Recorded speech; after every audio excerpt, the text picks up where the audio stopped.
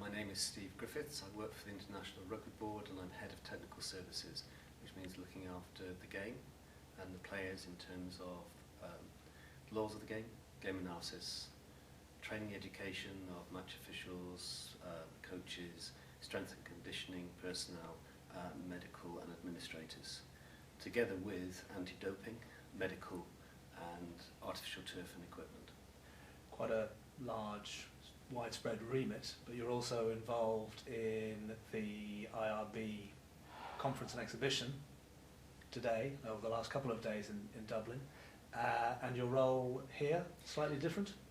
I'm a member of the IRB policy group delivering this conference. We have a project team who are actually delivering it, and I'm on the policy group, but also I'm actively involved in the facilitation and moderation of some of the sessions. And has it been a success? It's the first time you've run a conference and exhibition together with the Assembly. Have you had a good experience? I think we've had a very good experience. One of the things you have to test whether in fact it's gone well. This morning I've been round to the exhibitors. They all say it's been excellent, and most of them said they would love to return in another year. Certainly the feedback from the whole event in terms of the social events, the Hall of Fame, is a very positive feedback. And it's great to see the rugby family growing. And what I mean by that is we've now reached out to the media, we've reached out to sponsors, we've reached out to people who produce products for rugby and education for rugby. So in fact we're now being able to reach out and grow the family in its full sense. Does it represent a cultural change at the IRB? Well, given that our mission statement developed in 2010 for our 2010 to 2020 strategic plan was growing the rugby family, I think we're actually demonstrating that we are keeping to that mission statement.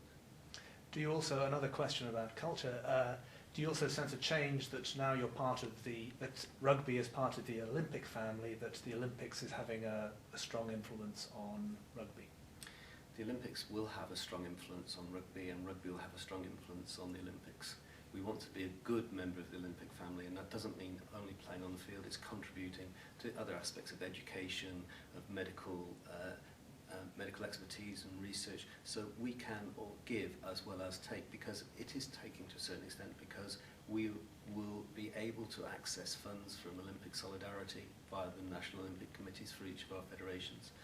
We've already had a central training program which has been part funded by Olympic Solidarity. So in fact there are things that we will get from the Olympics, but also we can contribute. And the best thing we can do in the first time round is actually put on a great show of sevens in Rio 2016.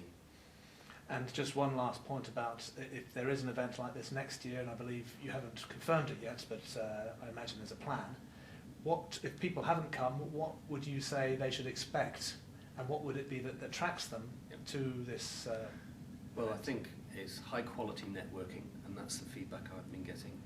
High quality speakers, engagement with those speakers, and also engagement with the media, engagement with producers of products for rugby. So in fact you have an opportunity to see rugby in terms of administration, commercial, the whole package in one stop. I guess it's decision makers from governing bodies around the world. Well, that's because we have our General Assembly here. In fact, we've had we've got 4 things happening this week. In fact, it's more than 4. We have the General Assembly, which is over 120 people from just over 100 countries. We have our council here, who will be meeting tomorrow, and amongst the council you've got our board members. Add on to that, we've got a medical commission conference of 80 people, and we have paid delegates. And on the campus overall, we've got about 600 people.